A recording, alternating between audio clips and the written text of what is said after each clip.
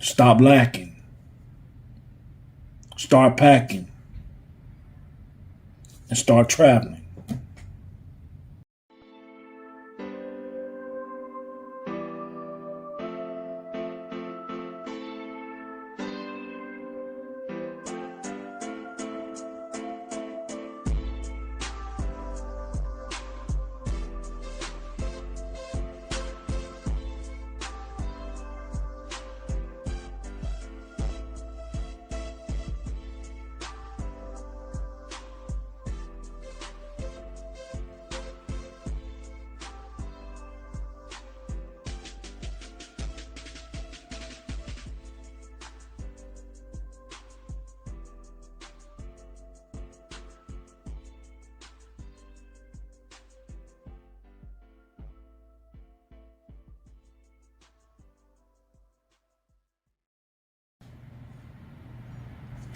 What's going on? How y'all doing today?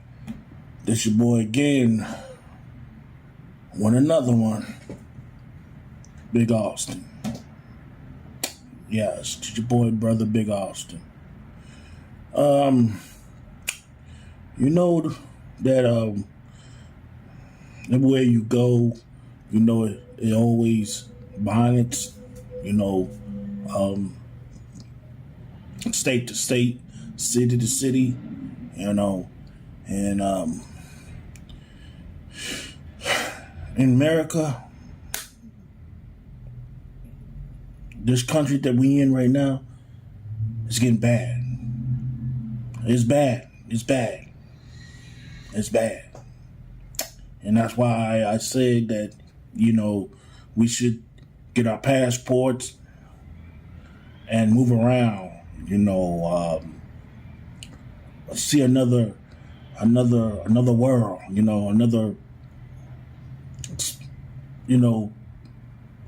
another place, that you haven't been, and I'm sick of it. I'm really sick of seeing this every day, violence back to back,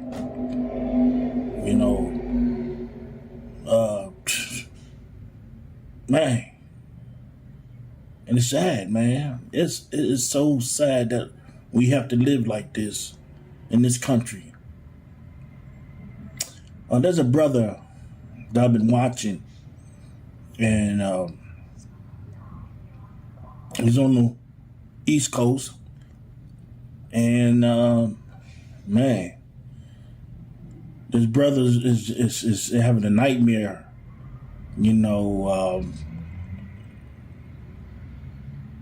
where he lives, because where he at is I can't even explain it, man. It's just crazy. The brother's Big Hawk. I've been watching his channel, and I've been listening to stories after stories after story. The brother from New York, Yonkers, he was born and raised out there, so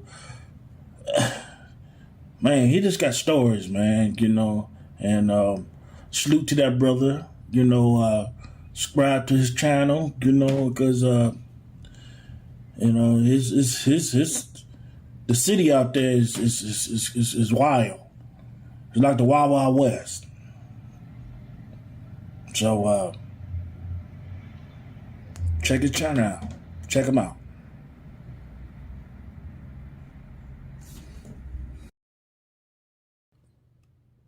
Big Hawk, that Yonkers needed.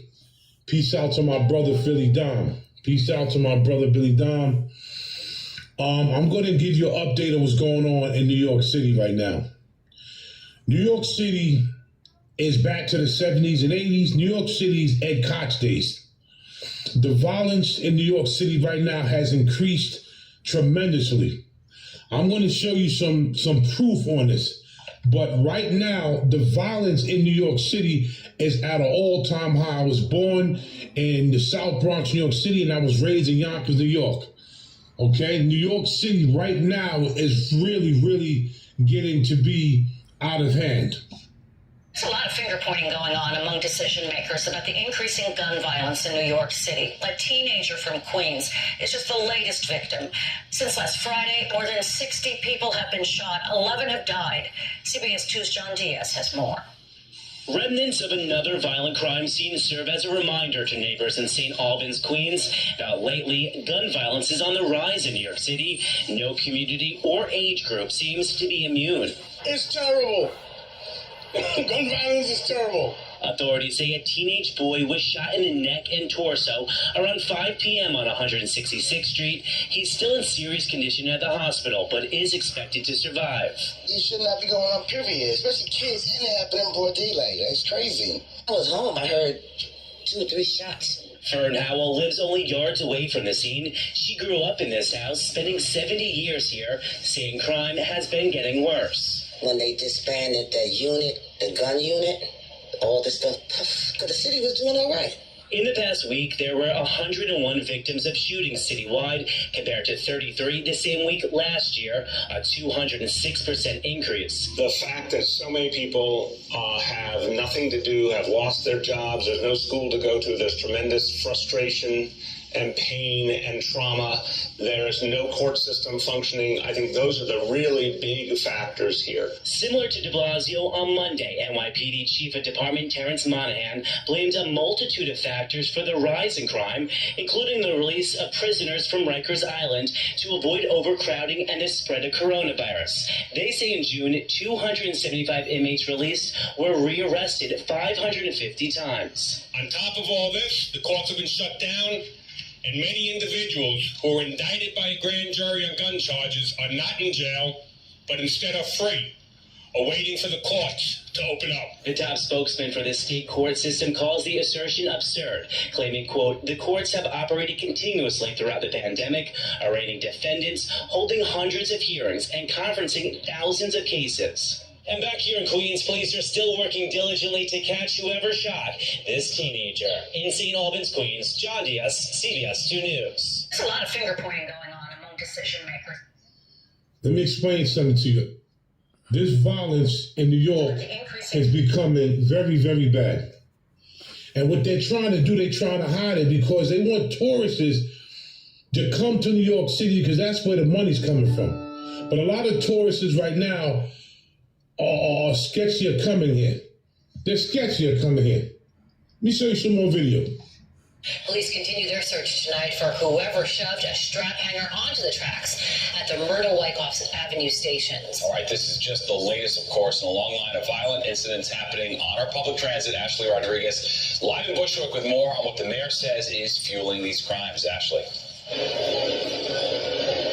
So right now, police have surveillance video from the station, so they know what the suspect looks like. They just haven't identified him yet. When I spoke to residents earlier today, they would like authorities to also identify why this keeps happening.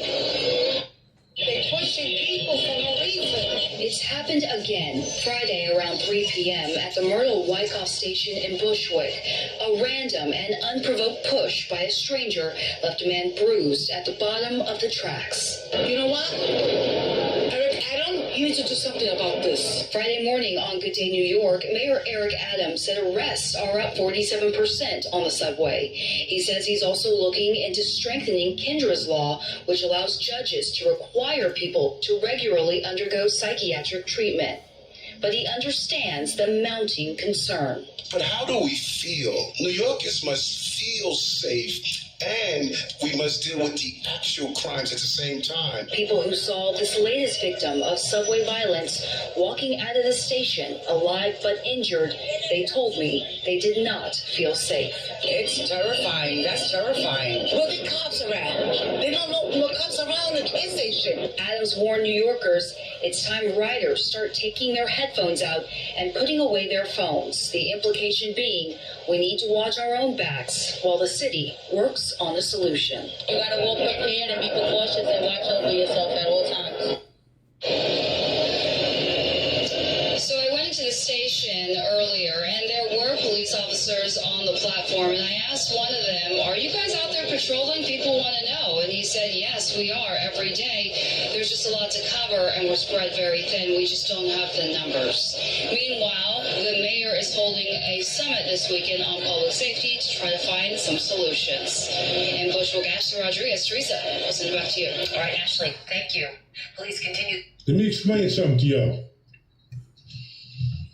NYPD works very hard, right? NYPD is the most lowest paid police department right now. And they have to go through a lot of stress in the city of New York. Adams used to be a cop. Adams was a detective. Adams should know better. He should know better, and they need to raise these police departments' pay. That's why they need to raise their pay. They need to raise their pay. This just happened today. We are learning more about the moments that led up to an NYPD officer shooting and killing a man in Queens. Police say that the man pointed what they now believe was an imitation gun at two officers, and that's when the officers opened fire. News 4's Gus Rosendale is live in Edgemere with the latest on the investigation. Gus?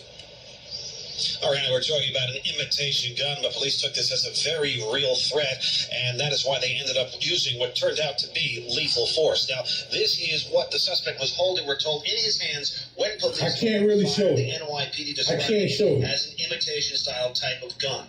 Police responded to shots being fired during a family fight at this Edgemere, Queens apartment building around 11 a.m. on Beach 51st Street. The report of shots turned out to be false, but when officers talked with a man behind a door in an apartment, investigators say he pointed that imitation weapon at them when they went inside. They told him to drop it. He did not. They opened fire. They knocked on the door. They had a conversation through the door for a few minutes, at which point the door opens up. Our members go to step into the door, and then the male points a firearm at them. Our officers gave commands to drop the weapon, and then our officer discharged his firearm. Police say the suspect did not have a history of problems with law enforcement. He died at the hospital after officers on the scene tried to give him first aid. The two officers involved, we're told, were not hurt. Live in the Edgemere section of Queens, I'm Gus Rosendale. News 40. This was going down. All this stuff is going down in New York City. All this stuff. That's why a lot of people contemplate, are they going to come here for the summertime or for activities like they do for vacation? Because all this stuff is going down. All this. I got more here. Made an arrest in the shocking attack of a 91-year-old man. It happened early this month on the Upper East Side. The victim suffering broken ribs and other serious injuries, but managed to hang on to his wallet. Eyewitnesses reported Darla Miles spoke exclusively to the victim after the attack and joins us now live from Union Square with more on this arrest. Darla. David, yes, I spoke with this spirited 91-year-old victim who managed to fight off a man half his age. That suspect transferred about 2 hours ago from the Transit Police Station here in Union Square, taken down to Central Booking. Now, 45-year-old Kristen Torres is charged with attempted assault and attempted robbery and assault. NYPD officers spotted him last night on the subway at the 116th station in East Harlem. They've been looking for him for more than a week now in the assault of a 91-year-old man. Police say Torres surprised Hyman Silverglad from behind and violently pushed him to the ground, trying to get his wallet. This happened near the intersection of East 86th Street and 3rd Avenue Thursday, February 1st, around 10:30 p.m. Silverglad suffered 6 fractured ribs, and yes, we spoke to him from his hospital bed shortly after this assault. I got to a few yards from the corner when all of a sudden a shadow came up and someone jumped on me and went after my wallet. I felt his hand trying to rip my wallet out of my pants. Now, again, the suspect, 45-year-old Christian Torres, headed to arraignment downtown in Central Booking, facing attempted robbery and assault charges. Hyman Silverglad still recovering, a long recovery ahead of him with those broken ribs. It ended right there. But a 91-year-old man can't even walk the streets. 91, you can't even walk the streets at 91. The city is out of control. The city is out of control. Okay? This just happened today. Today, I'm going to show you on the train, Mount Eden, the South Bronx, New York. Thank you. We're going to keep working at it every day. So good evening. I'm Chief Michael Kemp. I'm the Chief of Transit for the NYPD. Let me start right off by saying we don't believe this was a random shooting. We don't believe this was just an individual shooting indiscriminately onto a train. We believe this shooting all stemmed from a dispute between two groups that started on a train. All right, so let me start with... What do y'all think about that man? Is he lying?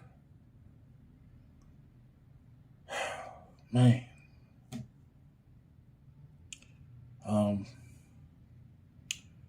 I just say it again.